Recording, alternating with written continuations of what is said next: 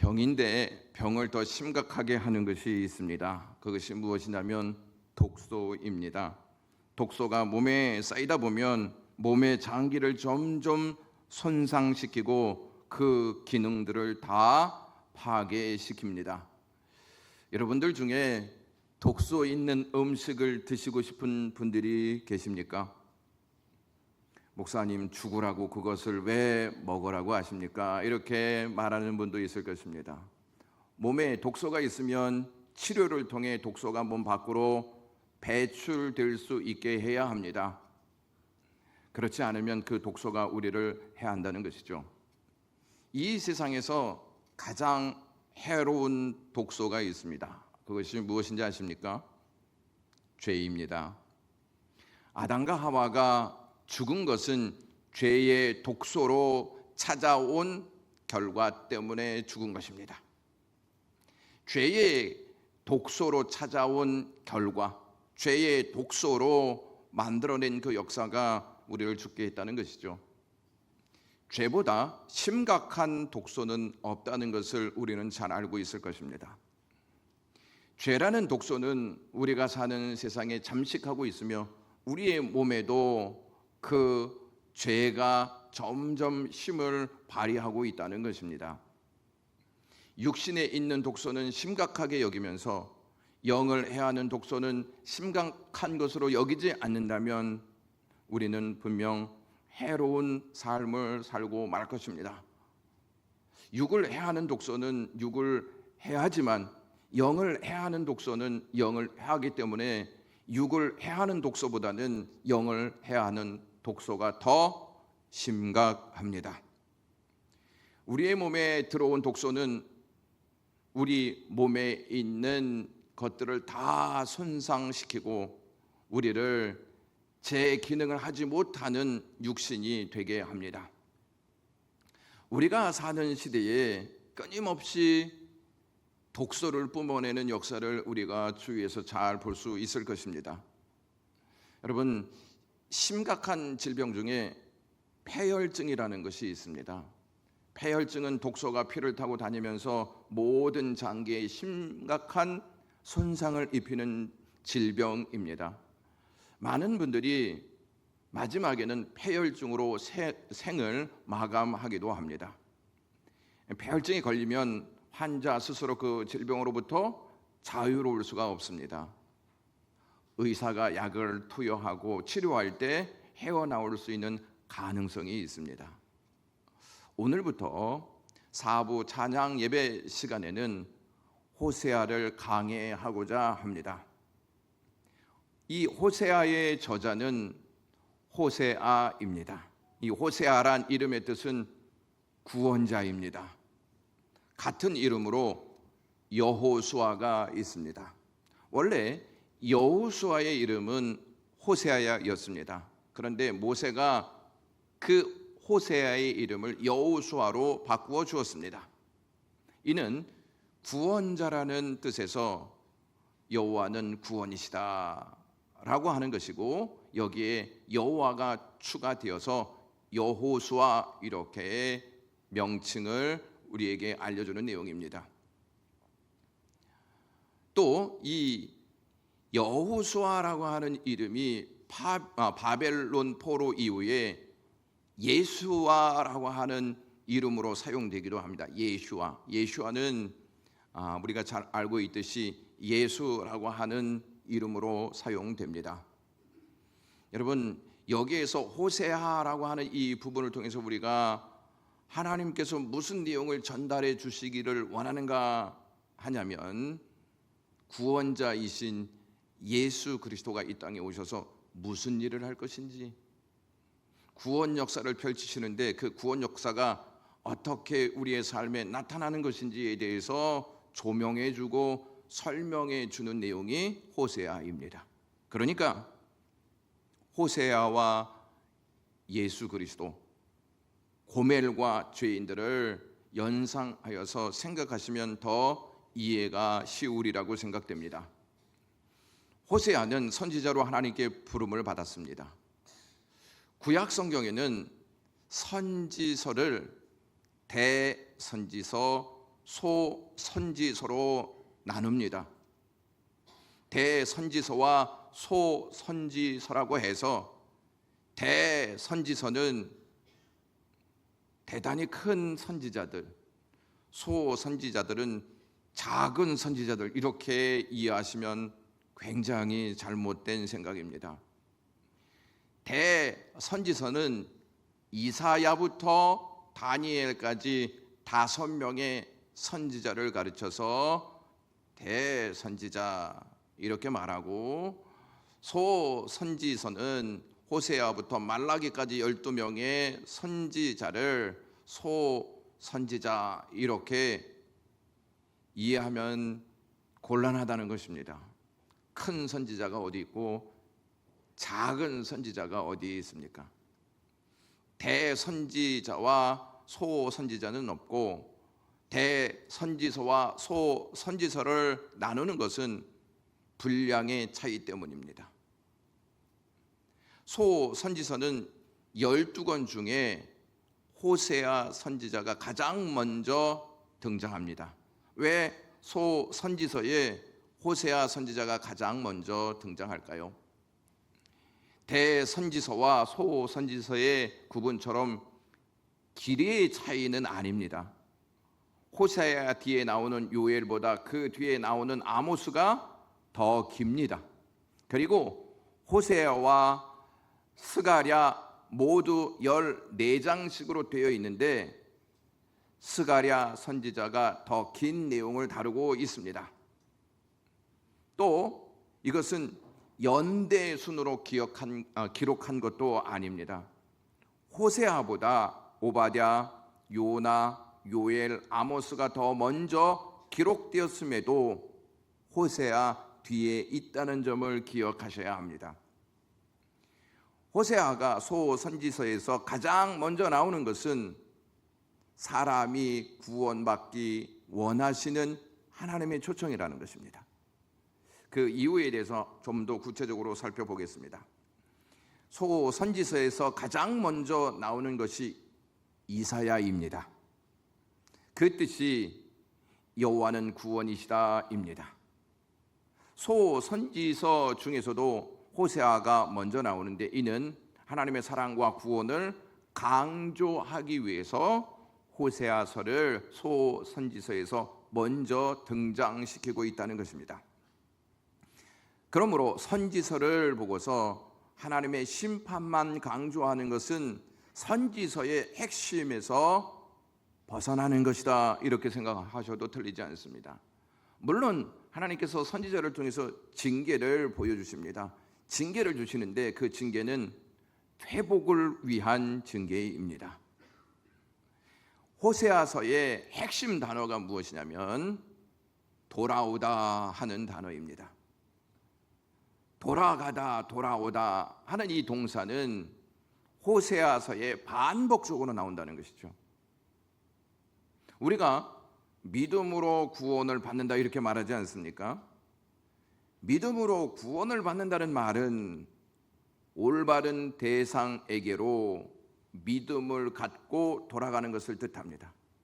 하나님께로 믿음을 갖고 돌아가는 것, 이것이 구원의 역사라는 사실입니다. 나에게서 하나님께로 돌아가는 것, 음란에서 거룩하신 하나님께로 돌아가는 것, 세속적인 가치관에서 하나님의 말씀으로 돌아가는 것, 내가 사랑하는 우상에서 나를 사랑하시는 하나님께로 돌아가는 것을 뜻합니다. 모든 인간은 하나님께로 돌아갈 때 참 회복이 있는 줄로 믿습니다. 호세아서의 특징이 있습니다. 호세아서의 특징은 호세아가 막 환상적인 것을 보고 환상의 내용을 말하는 것이 아니라 체험적이라는 말씀입니다. 호세아서는 에스겔과 다니엘에 나와 있는 신비한 환상들, 아무리 보아도 무슨 의미인지 알아내기 어려운 말씀과 같은 내용이 없습니다. 그러니까 호세아가 고멜과 결혼 생활을 하면서 체험을 하면서 하나님의 사랑을 깨닫는 내용이 호세아서입니다. 호세아가 활동한 시기에 대해서 1절에 이렇게 언급하는 내용이 있습니다. 우시아와 요담과 아하스와 히스기야가 이어 유다의 왕이 된 시대, 곧 요아스의 아들 여로보암이 이스라엘 왕이 된 시대에 부엘의 아들 호세아에게 임한 여호와의 말씀이라, 이렇게 말씀합니다. 호세아가 북쪽 이스라엘의 선지자였습니다. 이스라엘은 북쪽과 남쪽으로 나눕니다. 이 북쪽에서 활동했던 선지자가 이 호세아인데, 그는 북쪽 이스라엘의 13번째 왕 여로보암 2세가 통치하던 때에 활동하였던 선지자였습니다. 그때는 이스라엘이 국력이 최고에 달했던 때였습니다. 북쪽 이스라엘이 최고의 국력을 가지고 있었던 때였다는 말씀입니다. 북쪽 이스라엘은 북쪽으로는 아람의 수도 다메섹을 점령했고, 남동쪽으로는 염의 옆쪽에 위치하고 있는 모압까지 공략하여 북쪽 이스라엘 역사상 가장 넓은 영토를 차지하고 있었던 때가 여로보암 2세 때의 역사였습니다. 이러한 군사적인 안정 위에 교역의 확대도 이루어져서 경제적으로 급격한 성장을 이루기도 했습니다. 하지만 강한 국방력과 경제적 번영은 급격한 영적 쇠퇴와 도덕적 타락으로 이어졌다는 것입니다. 그래서 하나님께서 호세아 선지자에게 2번 말씀하시는 내용이 4장과 10장에 기록되어 있는데, 4장 7절에 그들은 번성할수록 내게 범죄하니 내가 그들의 영화를 변하여 욕이 되게 하리라, 이렇게 말씀하시고, 10장 1절에 이스라엘은 열매 맺은 무성한 포도나무라, 그 열매가 많을수록 재단을 많게 하며 그 땅이 번성할수록 주상을 아름답게 하도다 라고 말씀하는 내용이 있습니다. 경제적으로는 또 국방으로는 굉장히 튼튼한데 그들은 하나님과 멀어져 있었다는 말씀입니다. 호세아는 이스라엘의 역사상 가장 암담하였던 때, 곧 나라가 아수르에 의해 멸망하기 직전 때에 살았던 사람이었습니다. 호세아는 이 사건에 대해서 아무런 언급을 하지 않고 있습니다. 그러니까 북쪽 이스라엘이 아수르에 의해서 무너지게 될 것이다 하는 내용이 기록되어 있지 않습니다. 왜냐하면 이 북쪽 이스라엘이 멸망하기 직전에 이 호세아가 활동하였기 때문이었습니다. 그러니까 외형상으로는 여로보암 2세의 통치하에 이스라엘은 다윗과 솔로몬 시대 이래 그 어느 때보다 더욱 번성하고 성공적인 나라였습니다. 외형상으로는 이 나라의 북쪽 국경은 거의 다윗과 솔로몬 왕 때의 국경에 맞먹기도 했습니다. 이 호세아가 이스라엘의 죄악의 근본 원인으로서 누구를 딱 지목하냐면 여로보암 1세를 딱 지목합니다. 왜 여로보암 1세를 딱 지목하냐면 그가 북쪽 이스라엘에 금 송아지를 세워놓고 숭배했기 때문이었습니다. 이 금 송아지를 숭배한 후에 노골적으로 비인간적인 바알과 아세라 여신을 숭배하는 문을 활짝 열어놓는 계기를 만들어 주었습니다. 그들에게 드려진 이 제사는 자녀를 제물로 드림으로써 소름 끼치는 가증한 일들로 나타나기도 했습니다. 그리고 추잡한 유격적 부패가 더해져 갔습니다. 여러분, 자식들을 바알에게, 또 자신들은 음란한 역사 앞에 몸을 맡기는 일들이 그 시대에 있었다는 말입니다. 여러분, 하나님께서 그 땅을 부요하게 만들고 강하게 만들었는데 이들의 행실은 어땠냐? 하나님 앞에 가증한 일들을 행하는 역사를 만들어 놓았다는 것입니다.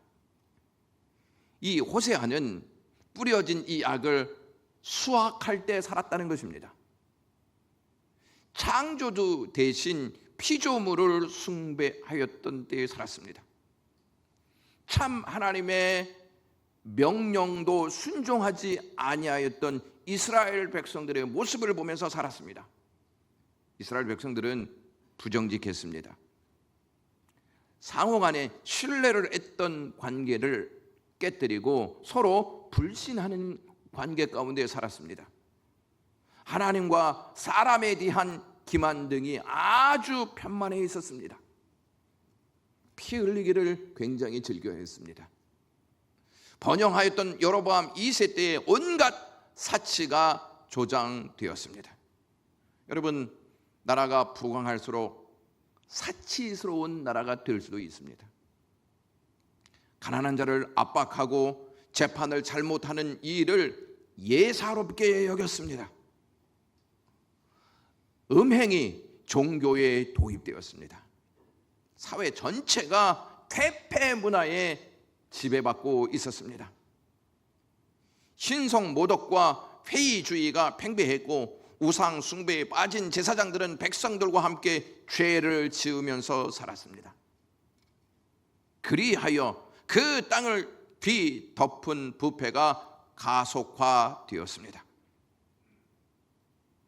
이 북쪽 이스라엘 왕국은요, 죄악의 홍수에 대해서 견책과 정죄와 호소의 방벽을 세우도록 하나님께서 호세아라고 하는 선지자를 딱 세우셨다는 것입니다. 죄악이 가득한 그 땅에 하나님께서 방벽을 세우고 하나님께서 그 땅을 보호하시기 위한 목적으로 호세아를 딱 세우셨습니다. 그리고 호세아를 통해서 하나님의 마음이 그들에게 전달되게 하셨습니다. 하나님은 호세아를 통해서 계속 호소하십니다. 호세아를 통해서 하나님이 무슨 마음을 전달하시냐면 너희들 죄가 많다. 근데 내가 너희들을 사랑한다 하는 메시지입니다. 이러한 호소에도 불구하고 이스라엘 백성들은 하나님께로 돌아오지 않고 배도하는 모습을 보입니다. 회개하지 않습니다. 변화되지 않습니다. 여러분, 교회가 이렇게 많은데, 한국 땅에도 이렇게 교회가 많은데 회개하고 돌아오는 사람들이 얼마나 되고 있습니까?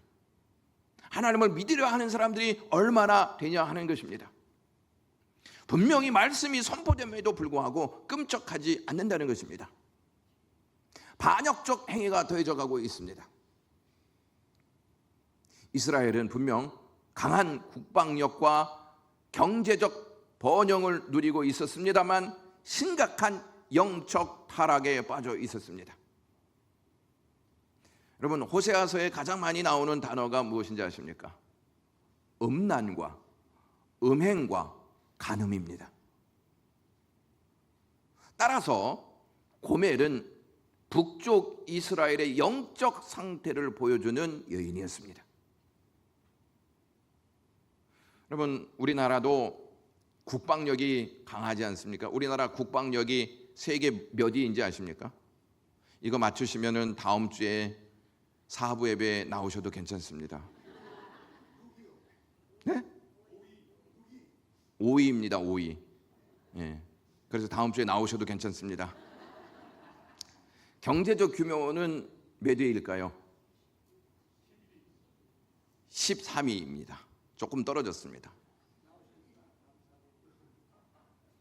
독일 베를린에 본부를 둔 반부패 운동 단체인 국제 투명성 기구가 2022년 국가별 부패 인식 지수를 발표한 내용이 있습니다. 우리나라는 몇 위일까요? 50위. 다음 주 사부 예배뿐만 아니라 장로님은 계속 나오셔야 될 것 같습니다. 31위입니다. 부패 지수는 군사력과 경제력에 비해 현저히 낮다는 것을 아셔야 합니다. 여러분, 하나님이 우리나라를 보실 때 영적 타락 지수가 얼마나 될까 한번 생각해 보신 적이 있습니까? 아니, 그것을 떠나서 나의 영적 타락의 지수는 얼마나 되는가 생각해 보셔야 합니다. 우리는 세상을 비판하는 데 굉장히 익숙해 있습니다. 그런데 나를 비판하는 데는 너무 국률한 모습을 보인다는 것이죠.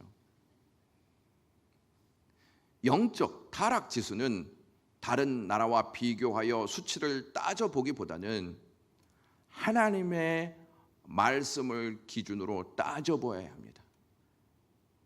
우리나라가 일본보다 더, 우리나라가 북한보다 더, 이렇게 따지는 것이 아니라 하나님의 말씀을 기준으로 해서 부패 상태를 따져보아야 한다는 말씀입니다. 당시 북쪽 이스라엘의 적나라한 모습, 이 적나라한 모습은 아모스 선지자 시대에도 동일하게 나타났습니다. 호세아와 아모스 선지자가 같은 시대에 활동하였던 선지자였습니다. 아모스 선지자는 도덕적 타락에 대해서 언급하고 호세아 선지자는 영적 타락에 대해서 언급합니다. 그러니까 그 당시에 도덕적으로 영적으로 얼마나 부패했는지를 우리에게 말씀은 알려주고 있습니다. 호세아 선지자가 활동하던 시대에 대해서 1절에 언급하고 있는데 이스라엘의 왕은 한 명만 딱 언급됩니다. 여로보암 2세. 그런데 남유다 왕의 이름은 4명이 딱 기록된다는 사실을 여러분 확인하셔야 합니다. 우시아와 요담과 아하스와 히스기야 왕입니다. 이 4명의 통치 기간이 약 100년 정도 됩니다. 호세아 선지자는 여로보암 2세 통치 말에 소명을 받았기 때문에 여로보암 2세 후에 스가랴, 샬롬, 므나헴, 부가히야, 베가, 호세 왕이 등극할 때까지 살았습니다. 그럼에도 북쪽 왕들의 이름이 아니라 남쪽 왕들의 이름을 언급하는 이유가 뭘까요? 여러분, 분명히 호세아 선지자는 북쪽 이스라엘 선지자라고 말씀드리지 않았습니까? 그런데 왜 북쪽 이스라엘의 왕들의 이름은 한 명만 언급하고 남쪽 유다 왕의 이름은 4명을 기록하는 것일까 하는 의문입니다. 그것은 예루살렘에는 성전이 있고 하나님의 언약을 받은 다윗의 왕 통치가 이어지고 있는 것처럼 북쪽 이스라엘의 신앙도 정통성 위에 서기를 갈망했기 때문에, 그러니까 호세아 선지자가 다윗의 통치와 같은 그 나라를 갈망했기 때문에 남쪽 유다 왕 4명의 이름을 언급하고 있다는 말입니다. 이것이 학자들의 해석입니다. 또한 여로보암 2세 이후에 북쪽 이스라엘에 6명의 왕이 더 있었는데 그들은 모두 영모로 그들의 인생이 끝나버렸습니다. 그래서 북쪽 이스라엘의 여로보암 2세 이후로는 참된 왕의 자격을 갖춘 사람이 없었다는 것입니다. 그래서 여로보암 2세를 언급한 다음에 남쪽 유다 왕 4명을 언급하였다 하는 말씀입니다. 여러분, 우리나라 성경에는 1절에 왕들의 이름이 먼저 기록되어 있습니다. 그런데 영어 성경과 히브리 성경을 보면 여호와의 말씀이라는 내용이 먼저 나옵니다. 그래서 영어를 보면 The Word of the Lord라고 되어 있습니다. 이 여호와의 말씀이 제일 먼저 나온다는 사실입니다. 이것이 우리에게 알려주고 있는 내용이 무엇이냐면 이것은 호세아의 말이 아니고 여호와의 말씀이라는 것입니다. 그러니까 호세아가 전하는 말씀을 여호와의 말씀으로 받아들이라는 내용입니다. 이 호세아 선지자가 하나님께 받은 말씀이 무엇인지를 2절에 말씀하고 있습니다. 다 같이 읽겠습니다. 여호와께서 처음 호세아에게 말씀하실 때에 여호와께서 호세아에게 이르시되 너는 가서 음란한 여자를 맞이하여 음란한 자식을 낳아라. 이 나라가 여호와를 떠나 크게 음란함이니라 하시니. 여러분, 그들은 강력한 국방력을 가지고 있었다고 했습니다.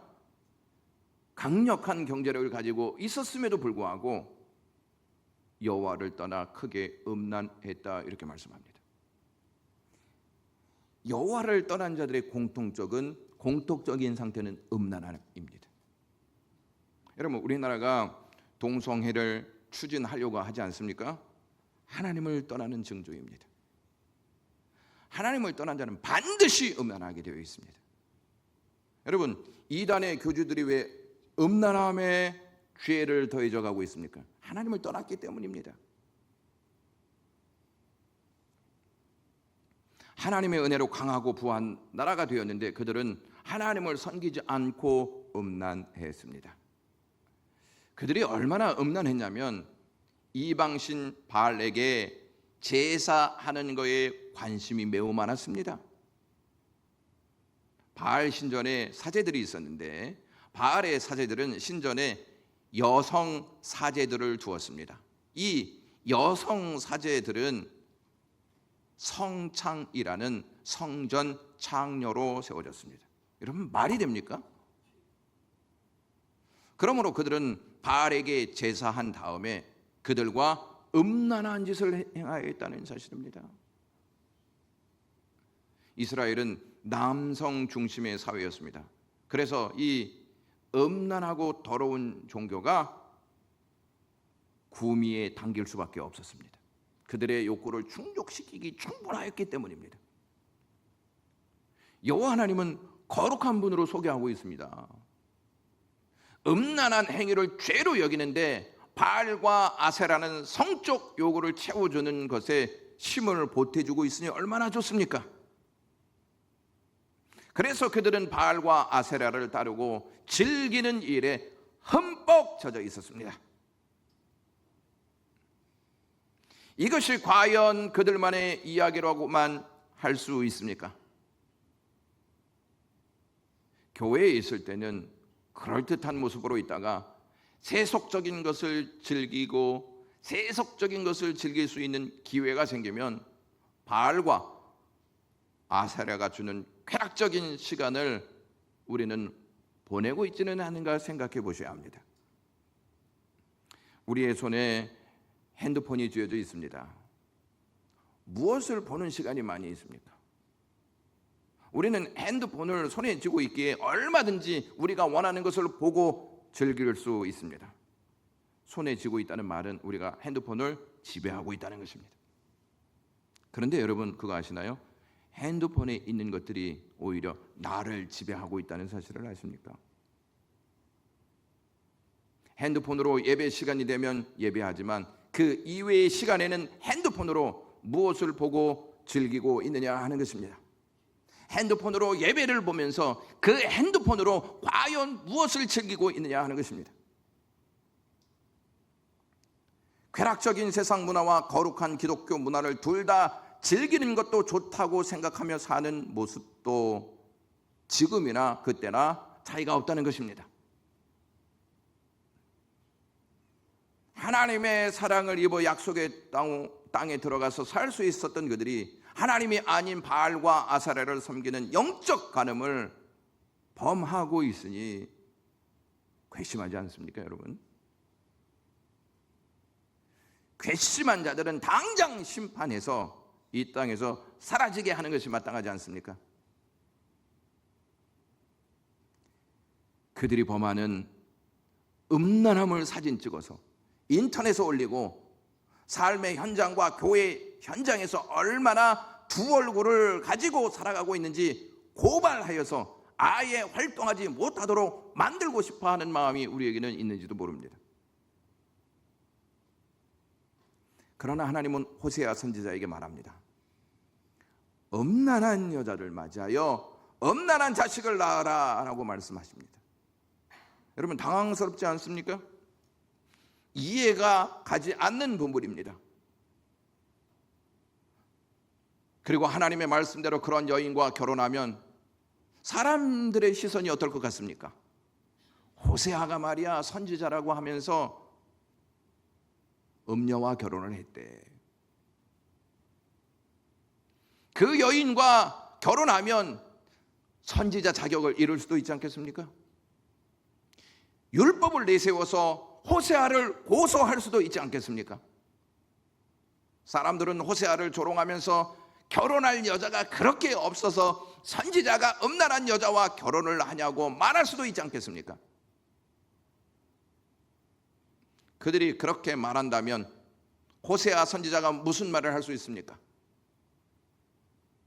하나님께서 호세아 선지자에게 그렇게 말씀하신 것은 호세아야, 북쪽 이스라엘을 보고 분노하기 전에 먼저 사랑해야 한다 하는 메시지가 아니겠습니까?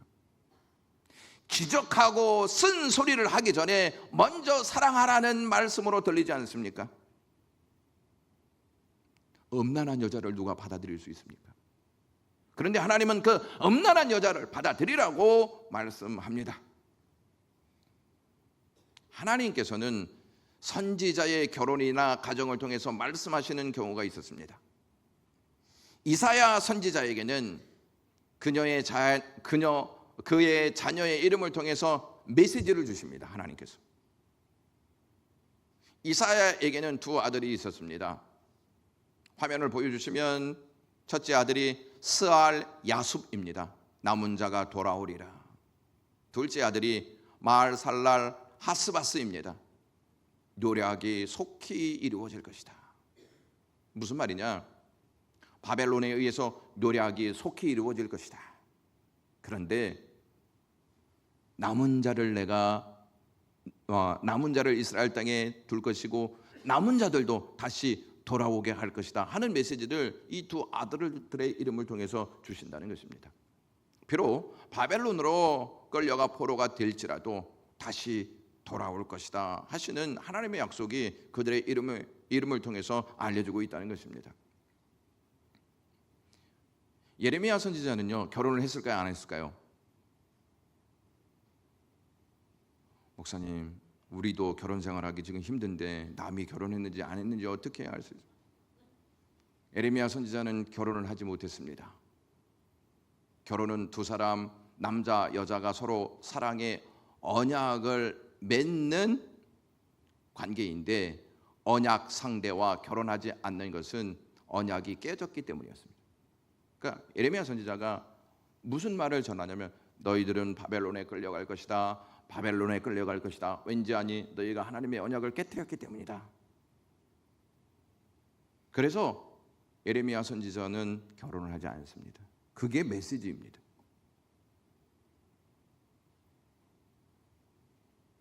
이제 예레미야 선지자가 그 메시지를 전하면서 너희들은 이제 포로가 될 것이기 때문에 결혼해도 함께 살 수 없다. 왜냐하면 전쟁에 의해서는 다 흩어지기 때문입니다. 그런데 호세아에게 주신 말씀은 받아들이기가 좀 어렵지 않습니까? 음란한 여자 고멜에게 가서 고멜을 아내로 맞이하라는 말씀이 주어졌기 때문에 너무 이것은 상식 이하의 말씀처럼 들리지 않습니까? 음란한 여자는 매춘을 하는 여인을 의미할 수도 있고 결혼 전에는 그렇지 않았는데 결혼 후에 음란해진 여인을 뜻할 수도 있습니다. 고멜이라고 하는 이름의 뜻이요, 끝, 종말이라는 뜻이 있습니다. 그러니까 이렇게 표현할 수 있습니다. 고멜이라는 여자는 끝장난 여자라는 말입니다. 호세아의 이름의 뜻이 뭐라고 하겠습니까? 구원자입니다. 구원자라고 하는 이 호세아가 끝장난 여인과 결혼을 하게 됩니다.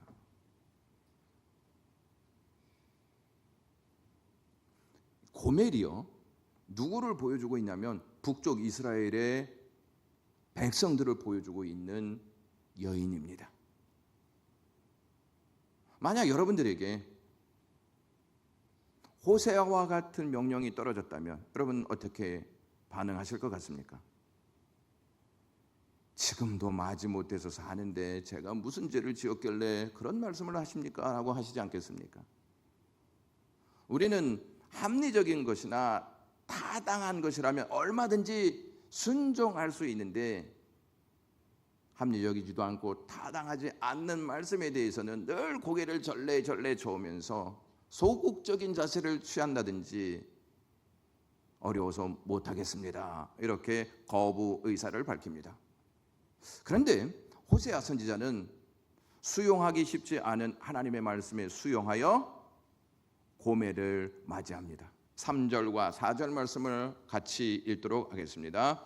이에 그가 가서 디블라임의 딸 고멜을 맞이하였더니 고멜이 임신하여 아들을 낳으매 여호와께서 호세아에게 이르시되 그의 이름을 이스라엘이라 하라. 조금 후에 내가 이스라엘의 피를 예후의 집에 갚으며 이스라엘 족속의 나라를 폐할 것임이니라. 고멜과 결혼한 호세아는 아들을 낳습니다.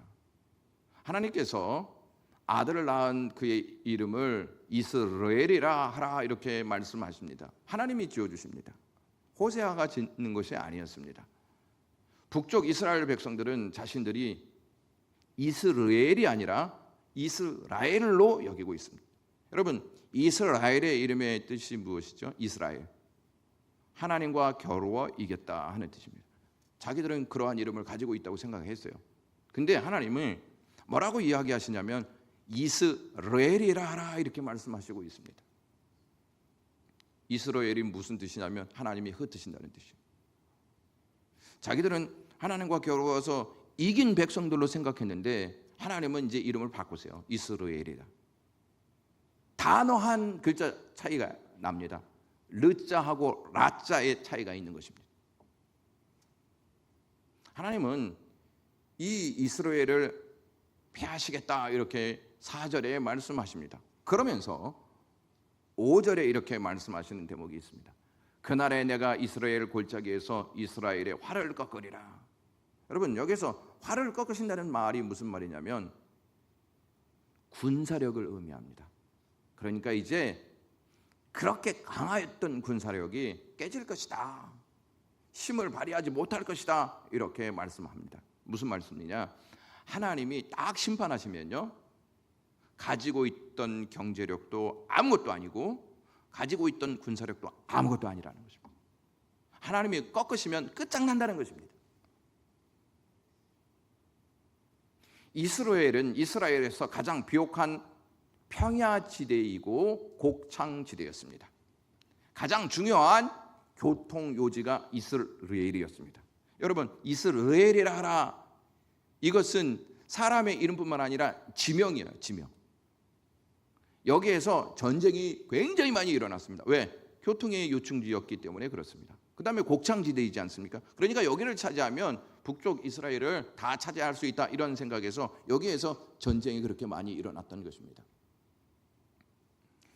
이 이스라엘 골짜기의 중앙에는요, 둥근 바위산이 있었는데 이 산을 가르쳐서 다볼산 또는 변화산이라고 부르기도 합니다.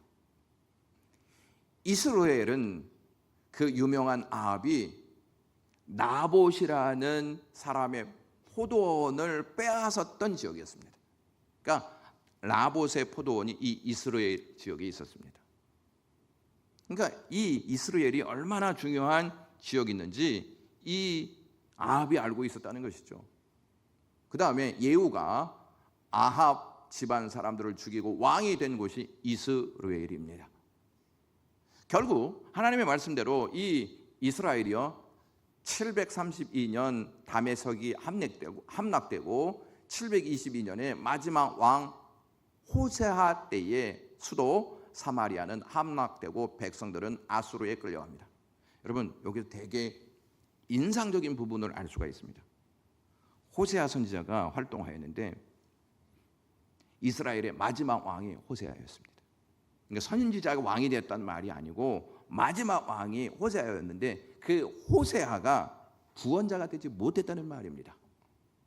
백성들을 구원해야 하지 못한 왕이 호세아였습니다. 결론을 내리겠습니다.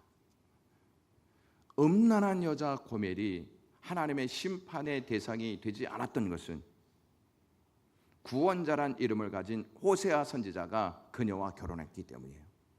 여러분, 음란한 여자는 돌로 쳐 죽여야 되는 것이 율법이었습니다. 그런데 이 여인이 죽지 않았던 것은 누구와 결혼했기 때문입니까? 호세아하고 결혼했기 때문입니다. 하나님께서 이스라엘을 흩으셨지만 다시 모으십니다.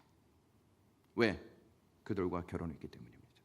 그래서 호세아서를 읽지 않습니까? 그러면 하나님이 남편이 되신다 이런 말씀을 하십니다. 우리가 죄가 있음에도 불구하고 심판이 아닌 구원의 백성이 된 이유가 있습니다. 그것은 예수 그리스도께서 하나님의 말씀에 순종하셨기 때문입니다. 하나님이 예수님께 무슨 말씀하셨을 것이라고 생각하십니까?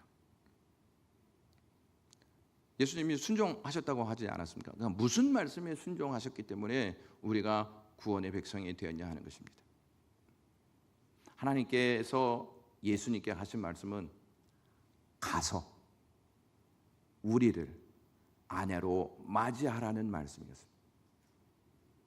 우리 죄인이 우리들을 아내로 맞이하라 하였기 때문에 우리가 구원받은 하나님의 백성이 된 것입니다. 여러분, 우리의 신랑이 예수 그리스도이신 것을 믿습니까? 그렇다면 신랑 되신 예수 그리스도가 이 땅에 오실 때까지 믿음을 지키면서 순종하시는 영광의 모든 가족들 되시기를 주님의 이름으로 축원합니다. 기도하겠습니다. 하나님 아버지, 오늘도 이 호세아서의 말씀을 같이 나누었습니다. 하나님, 우리가 이렇게 살아갈 수 있는 것은 예수 그리스도가 우리의 신랑이 되셨기 때문입니다. 이 은혜 가지고 신랑 되신 예수님을 따라가게 하시고 신랑 되신 예수님을 생각하게 하여 주시고 신랑 되신 예수님을 사랑하게 하시옵소서. 예수님의 이름으로 기도드리옵나이다. 아멘.